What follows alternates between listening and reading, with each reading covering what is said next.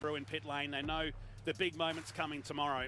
Well, for a lot of these drivers, they'll probably have a tough night getting to sleep because they'll be thinking about tomorrow, particularly those early laps.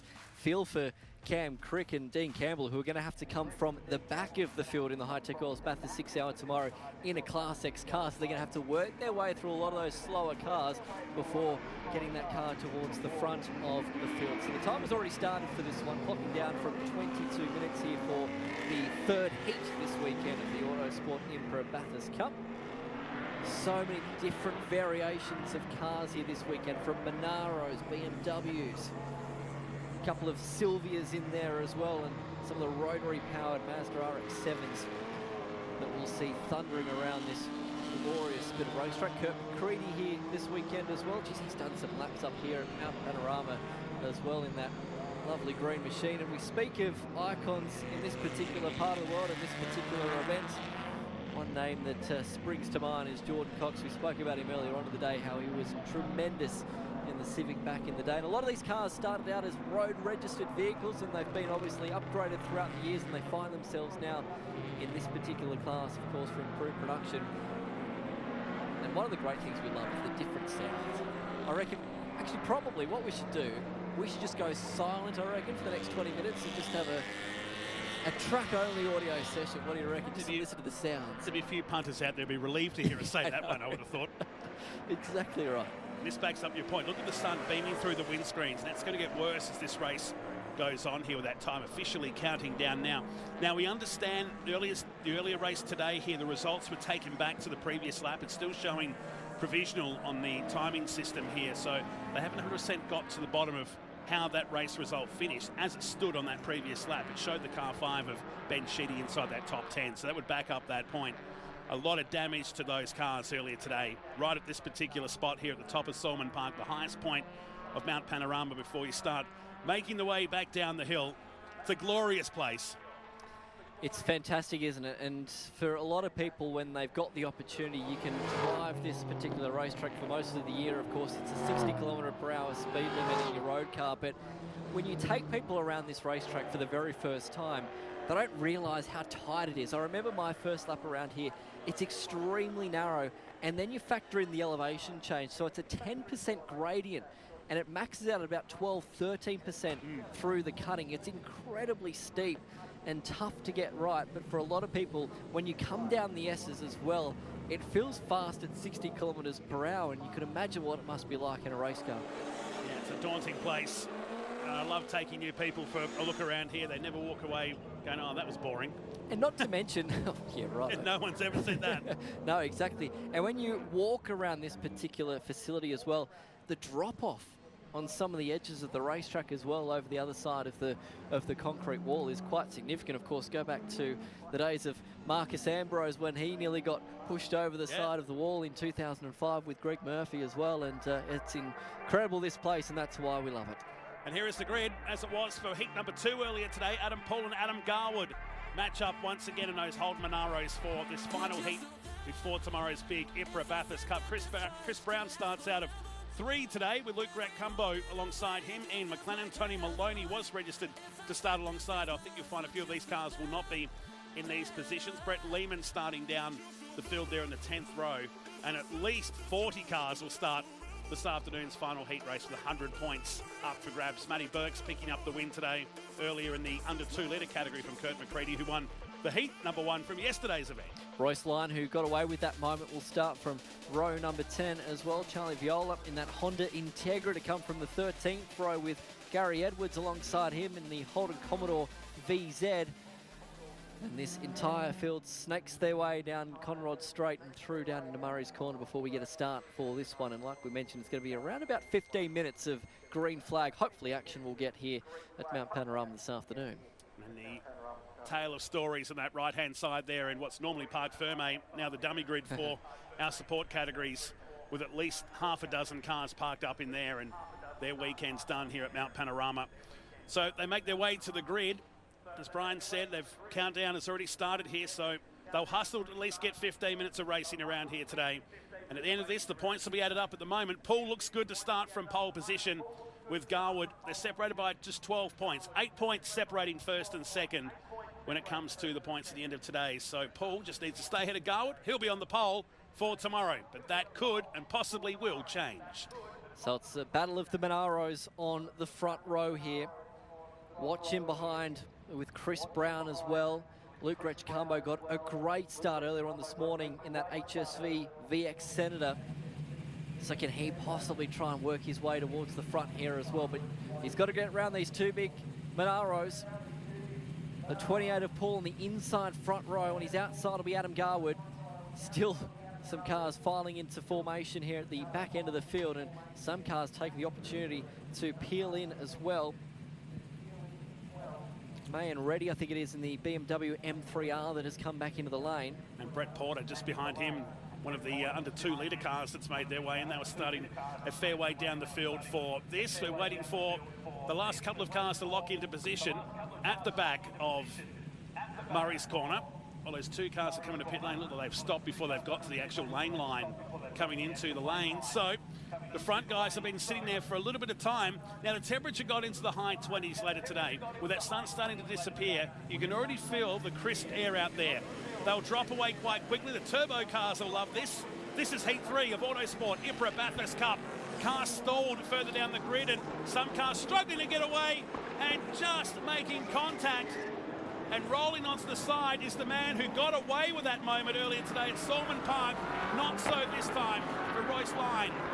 Unfortunately, they're tagged the right rear of the stalled car, and we go red flag conditions straight away. So for Royce, it just tipped up. I thought for a moment he was able to bring that car back down and turn it down, but he's parked up there on the side and stuck there on the main straight. The High-Tech Oils pit straight. Red flag, as we said, out instantly. And we hope that Royce is going to be A-OK there. We could see him moving around inside the cockpit.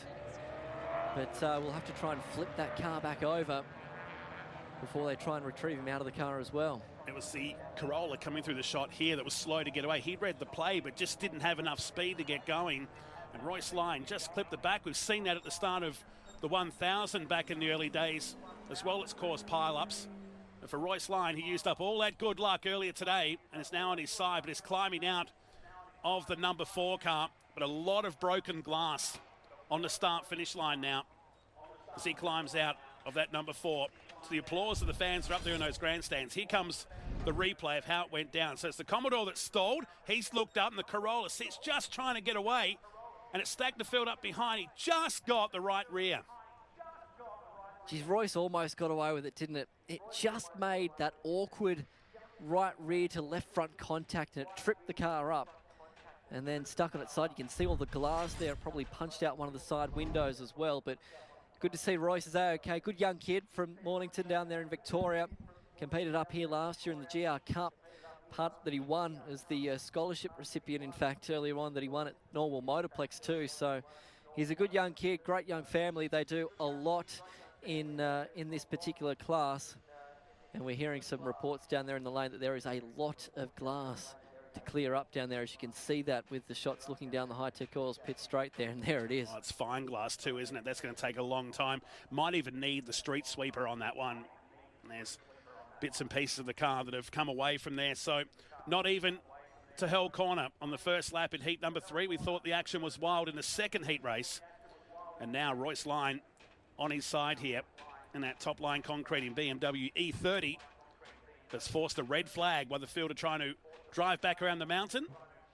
It's not going to be an easy retrieval either, because A, it's parked up on its side, but B, it's actually quite close to the pit wall there as well. So it's going to take a bit of work for our safety crews to actually get that car retrieved. And it's probably a good opportunity as well to thank all of our marshals and our volunteers here this weekend who do such a great job up here at Mount Panorama. And I feel for a lot of them tomorrow, because they're going to have that blue flag out quite a lot in the High-Tech Oils Bathurst 6 Hour itself, with so much traffic around this particular racetrack. And I think if we can, Aaron Noonan's down there in the lane at the moment. Noons, you got an update for us? Yeah, Brian, I thought I'd seen it all here at Bathurst, but this is something completely new and different. Down here on grid 5, I might get Steve, our cameraman, to poke his camera through the mesh fence. Remember that over the years, I mean, back in the day, it was just concrete wall. There was no mesh fence here, and thank goodness it's here for situations that we could never guess like this. You mentioned before, there's massive glass from grid 5 right back towards grid 7 where this car has ended up. I mean, I've never seen underneath a BMW quite like this anywhere other than in a workshop, but I can pretty much see it all under there, unfortunately. But I mean, good news is driver has been put in the medical car. That's left with him. All looked okay. But now, here is the quandary. This is not in the manual of how to recover a car normally here at Bathurst. Normally it's get it on the truck, tow it away. First of all, we have to get it back on its wheels before we can do that. But the recovery crews, the officials, hey, this is the opportunity to say thank you to all those volunteers, those Motorsport Australia car clubs. It's times like these, we need these volunteers, these officials who make these race meetings happen. The cars are coming back into the pit lane here now under this red flag stoppage condition. So this is going to take some time, and this is going to impact for the final race of the day too, with the Pulsars and also the RX-8. So much cleanup to do out here. I've never seen so much glass on the road in a very long time. So first issue, get the car back and then out of the way, and the second issue is to clear it up because it's from grid 5 right back towards the grid box behind there, grid 7. So plenty of drama at Mount Panorama for your Saturday afternoon. Yeah, there certainly is, and it's probably fair to say we won't get a resumption of play here, even though we've still got 10.5 minutes scheduled left of this particular race. But as we know, it's under red flag conditions, and still, as Aaron Noonan said, we've got another race coming up this afternoon as well, as that sun continues to settle in the western sky. So we've had plenty of action here so far today. Matt Nolte, none more so than in Trucko Trans Am. It's every category's had it today. Yeah. From the moment we started the first practice sessions of the morning, and we've pointed out a few times today that with the expanded grids across every category, it's a recipe for these kind of moments to happen. I mean, that could happen with a 6-car grid out there as well. But what we saw earlier today with that shunt at the top of the mountain, as we see the Tutton car coming back into pit lane, beautiful livery, tributing the 1990 success of Win Percy and Alan Grice here in the 1000. And I'm with you, I think that time is perhaps going to beat them here with the setting sun in the distance and one more race to come. We can't really push the program further because we don't have lights here. No. Well, we do, but not to go racing. And remember, because this is a public bit of road as well, you've got to reopen the road for a lot of the residents that live around the racetrack here at Mount Panorama as well.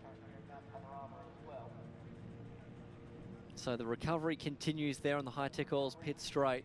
And here at the track are all here for it. It is in the first garage as you come into pit lane. So look, no one's here. No one's around this car. It's as prepared as any other car, ready to go for tomorrow. But it's a cool part of this race and its story. What I reckon they're trying to do, dudes, is try to save some weight with the no tissues there in the back, mate. Try to make that thing as fast as they possibly can. Great update there from down in the lane. And that was a cult hero here last year. And I know Jaden was poking a bit of fun at that car when it was announced that it would take part in this year's High-Tech Oils Bathurst 6 Hour. He quoted on social media saying, I look forward to seeing you probably every 3 laps throughout the race. And they've pulled the BMW of Royce Lynn over or half on this wheel on the back of the tilt tray, so they can drop the tilt tray down now and the thing will be flat on the ground again. Great recovery effort there from our teams down there, doing a great job. And like I said, I feel for them tomorrow because they're going to have their work cut out trying to wave those blue flags with the amount of traffic that we're going to see in the High-Tech Oils Bathurst 6 Hour as well.